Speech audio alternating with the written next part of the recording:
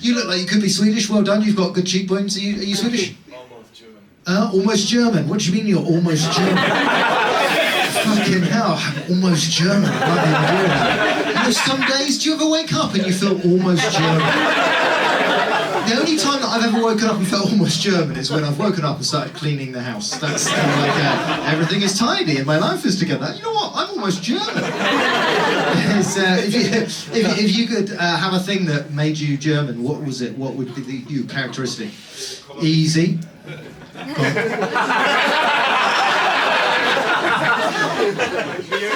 You like beer? Okay, safe bet, fair play. That was the easy one, yeah. Are you German as well? Because this guy's literally going fucking don't talk to me. I don't know what's happening here, but I've never seen somebody try to disappear into a curtain. Please don't ask me what. Please don't ask me what makes me German. Please don't ask me that. It will have to be honest and accurate. Because that's my Germanness. I love it. You got 3 Germans all together. This is fantastic. You kind of like get with the beers as well. And so, if it wasn't for beers, what else would make you German? What's your kind of like? What do you do? Whereabouts in Germany are you from? Bavaria. Bavaria. That's where the beers are from as well. So, and what else? So I don't know anything about Bavaria, right? So other than beers, what would you say to commend Bavaria? What would you say to somebody about it?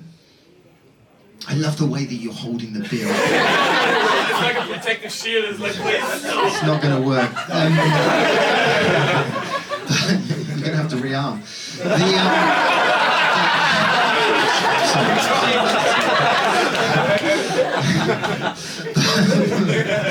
There's a nervous laughter in the room. Do we want the Germans to rearm? Just don't really heavily rearm.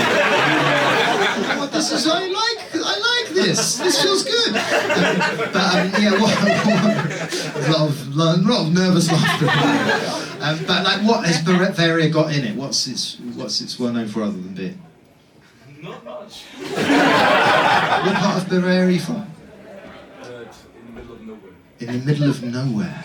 So there is a place called nowhere, and you live in the middle of nowhere. You're not helping, no, but you are being very accurate, and that's very German. It's like right when you reach the Czech border.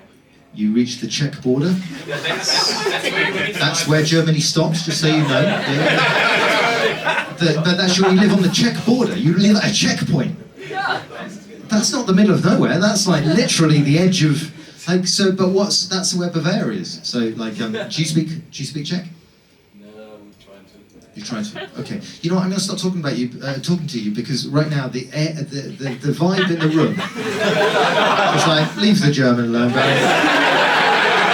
You know, and you're like, so sorry. What was your name? George. George. Oh, George. I know, George is. What's your name? Wolfgang. Correct.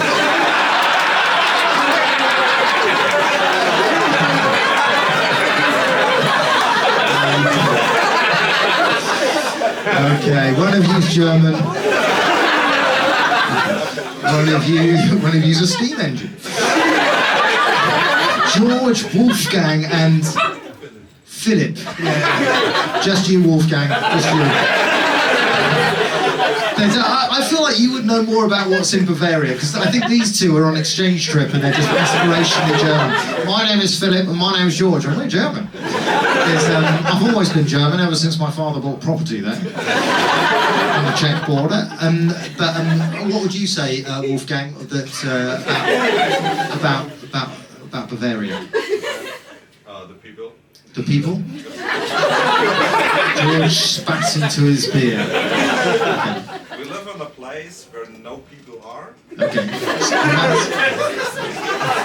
And that's why the people are great. You know that's probably the most German response I've ever had. Never else. See, it's just you alone in Bavaria. It's kind of like. So is this tense? Is this a tense thing for you? Because there are a load of kind of like people, too many people.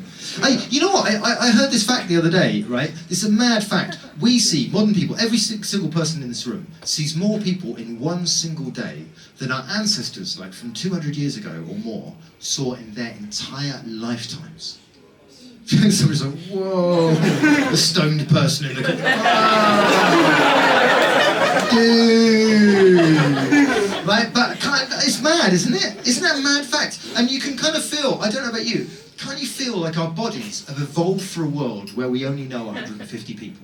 Our bodies, in this world where there are so many people, our bodies are like animals just going, like even right now in this room, your bodies are just like, too many people.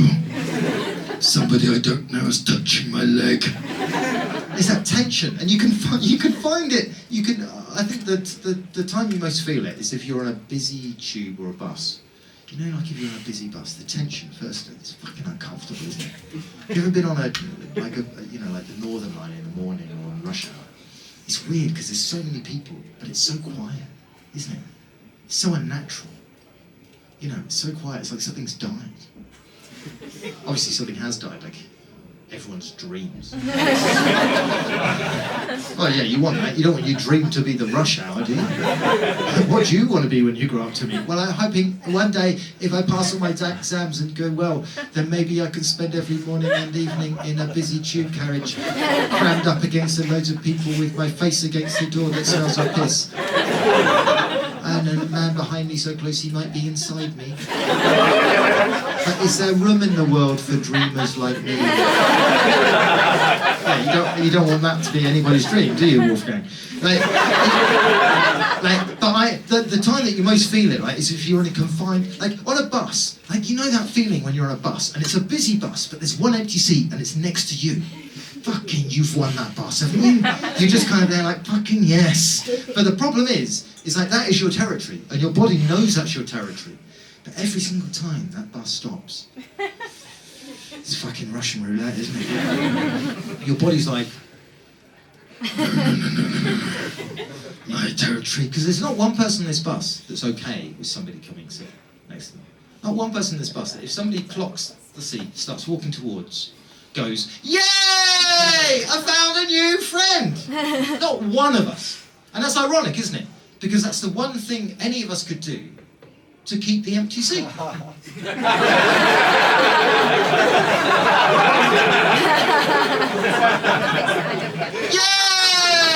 Come and sit next to me!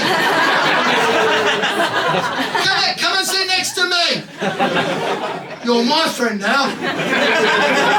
Yeah, you're not going to leave like the other friends. Fuck it, you do that, you might get the entire bus. I was trying to think of this. So I've started dating recently, just out of a long-term relationship. I've gone on, thank you very much. It's one person like, yeah! Everyone else is just like, stay silent, stay low. But I find it so weird because it's like that. Firstly, but like the apps are so kind of like they've dehumanized all of us on the apps, haven't they? It's so gamified because you're constant. It's really hard to remember that every single person on that app is a person because it's like a pack of cards that you're just going through and judging people. Like every single person that comes up has got like parents, brothers, sisters, a future, a past, hopes, dreams, and we're all like weird eyes. No, that's not right, is it? That's not right. And as well, like we're all anyone on the apps, and we've all done them. Like at some point, even for a laugh, like we're choosing between tens, hundreds, thousands of people. Like any of us have got that. Like. That many options. Like, I don't have that many options. First, for a start, my name's Barry. How many women here have slept with a Barry? Statistically accurate. But I did see at least one woman go, because you know when you've been married. It's not technically not a punchline, my name, but you know, it's fine. But, and also, I don't look like I look like Richard Branson, who's Richard Branson's son that's gone bankrupt. That's what I look like. I shouldn't be choosing. I got proper pity there. Oh, you do look like that. There's no hope for you, Barry. It's fine. But you do kind of like. But you're choosing with that kind of sense of like, I shouldn't have hundreds of options. I'm not Casanova. I shouldn't be just going, no, get to the back of the Barry queue. Like for me, Hinge should just be a picture of one woman, right? And if I swipe it, It's her again. Only this time, she looks annoyed. What's wrong with me? You know, I swipe it a third time, the app closes and I have to learn my lesson. You know? Because I was thinking, this is the thing I was thinking, it's like, it's so unmodern. Like, when was the last time? When has ever in the past been a situation where somebody could choose between hundreds of people? And the only time that it could have ever happened in the past was like 300, 400 years ago, some Game of Thrones despotic king that just woke up one morning like, I'm horny. Gather all the single wenches of the land and bring them to me. All of them's like, well, within a 50-mile radius. Bring them to, for today is the day of the choosing. You, line them up. Good, yes. You, no weird eyes. No. You've got no teeth. No. Oh, you're nice. Yes, I like the look of you. Now, tell me 2 truths and a lie. That was great, but you know, you need therapy.